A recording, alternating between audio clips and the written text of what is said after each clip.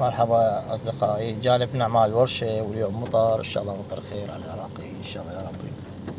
مثل تشوفون عندنا أوبتر هنا رون عالي والهولد والتشيك شغال والهولد يلا مش راح أفحصه وأشوفه.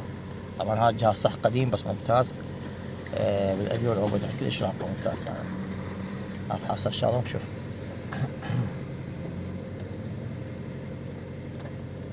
صاحب السيارة قبل لا أفحصها قال لي أنا رحت الكهربائي وقال لي بدي حساس كرنك، فبديت نفس الشيء. ناش كاتب ان اكسجين سنسر سيركت له هذا حساس نصه بقطع.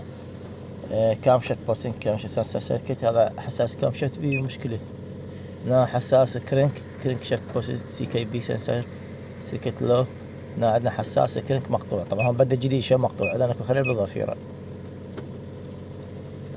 ان شاء الله نحلها السيارة وترجع تمام. دائما نقول مو كل شيء اسمه جهاز فحص، يعني اذا لقيت كلام هنا كاتب الجهاز يعني الشخص بالمصلحة مو ياخذ راس مال لهذا الكلام، لازم يتأكد أكثر من الخطوط، من الكهرباء، من المشاكل اللي تظهر بالسيارة، يعني يركز أكثر على الموضوع. يعني إذا فحص جهاز كتب لك حساس كرنك بقطع، مو تبدي حساس كرنك، لا لازم تتأكد أكثر من الوايرات، من التوصيلات، من الفيشة مالته. تحياتي ورشة مهدي ناصري، حي شهداء مجاور جامع محسن.